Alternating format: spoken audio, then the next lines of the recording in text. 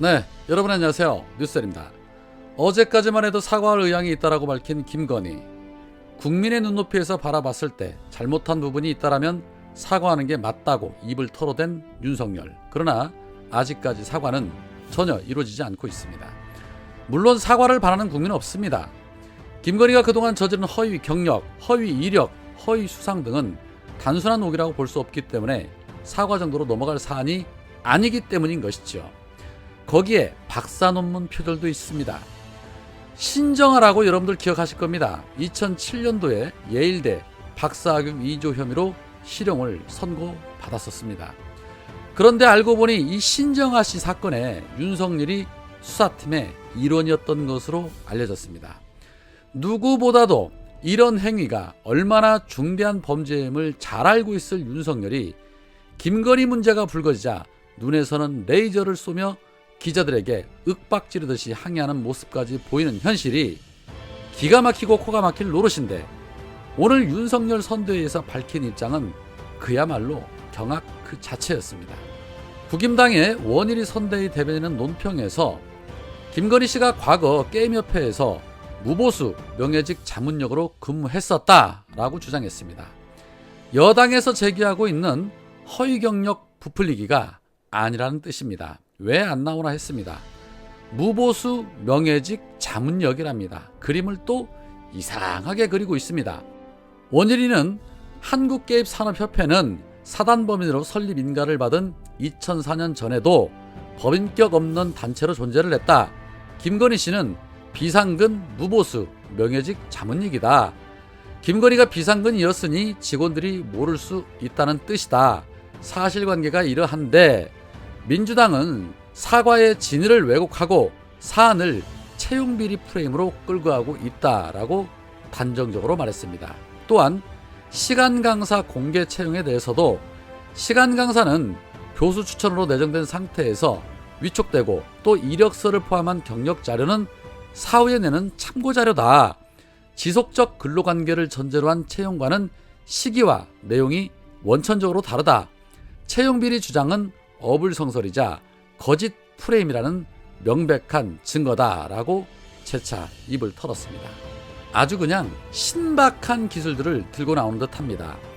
아는 사람도 본 사람도 기억하는 사람도 없는데 혼자서 2002년도부터 2005년까지 3년 동안 협회 기획팀 기획이사로 재직했다고 적어 내놓고 이제 와서는 비상근 무보수 명예직 자문을 했다고 기도 안 차는 주장을 내고 있습니다. 도대체 이런 신박한 논리는 누가 구상을 하는 것일까요? 사과를 한다고 했으면 깨끗하게 다 인정을 하고 사과하고 처벌받으면 될 일을 더 키웁니다. 자, 그런 논리라면 누구라도 삼성의 임원이 될 수 있고 국임당의 명예직 고문이 될 수도 있다라는 논리입니다. 그러나 본 사람도 아는 사람도 없을 뿐입니다. 뭐 이런 것이죠. 살다 이런 직책은 처음 봅니다. 60대 이상 어르신들의 지지율이 견고하게 버텨주다 보니 국민들이 만만해 보이는 겁니다. 그렇지 않고는 저런 해명을 내놓을 수가 없는 것이죠. 그런데 또 있습니다. 말도 많고 탈도 많은 이수정. 이번에는 김건희가 결격 사유이면 검사를 사칭한 이재명 후보도 물러나야 한다라는 창의적인 논리를 들고 나왔습니다. 꼴뚜기가 뛰면 망둥이도 뛴다더니 아주 그냥 쌍으로 날립니다. 프로파일러가 범죄자를 옹호하면서 어떻게 이런 논리를 내세울 수 있는지 참 안타깝습니다. 이재명 후보가 검사를 사칭한 게 아니라 기자가 사칭한 것을 옆에서 말리지 않았다는 이유로 사칭 방조 혐의로 벌금 맞은 것을 이렇게 왜곡을 시켜버립니다. 그러나 이마저도 2020년 7월에 다른 혐의들과 함께 무죄를 선고를 받았는데 이딴 식으로 김건희 사건과 견주어서 얘기를 합니다. 수준 참 한심합니다. 괜히 국임당스럽다고 하는 게 아닙니다. 자, 그런 가운데 이재명 후보의 장남이 불법 도박을 했었다는 보도가 포털을 도배하고 있습니다. 조선일보의 단독 기사로 시작이 되었죠. 어제 열린공감에서 이재명 후보의 자녀들의 문제가 터질 것이라는 예고가 있었는데 정말 기가 막힌 타이밍입니다. 이에 이재명 후보는 즉각 사과문을 올리면서 당사에서 직접 고개를 숙이시면서 사과를 하셨습니다. 하나를 보면 열을 안다고 대처가 달라도 너무 다르죠. 어떤 놈은 국민이 불편하다면 사과할 의향이 있다라고 말하는데 말입니다.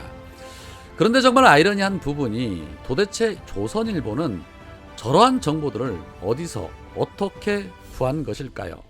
수사기관이 아니면 알 수 없는 정보들을 너무나도 손쉽게 구하는 걸 보면 참 대단합니다. 조선일보의 보도를 기점으로 해서 기레기들이 대대적으로 이 부분을 집중 다루면서 김건희 논란을 물타기 하려는 꼼수를 보이고 있고, 이에 더 나아가서 국임당은 이 도박 자금이 어디서 난 것인지 자금 출처에 대한 또 다른 의혹으로 공세를 이어가고 있습니다.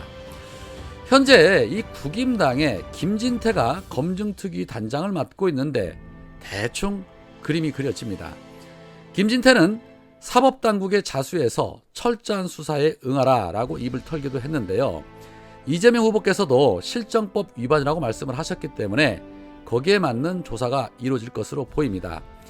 이재명 후보께서 이렇듯 신속하게 자식의 잘못을 인정하고 곧바로 머리 숙여 사과한 것은 매우 잘하신 겁니다. 대다수가 가짜로 밝혀지고 있는 김건희와 윤석열, 그들과는 비교할 수 있기 때문인 것이죠. 여당 후보의 인격 그리고 야당 후보의 인격이 고스란히 비교되기 때문입니다.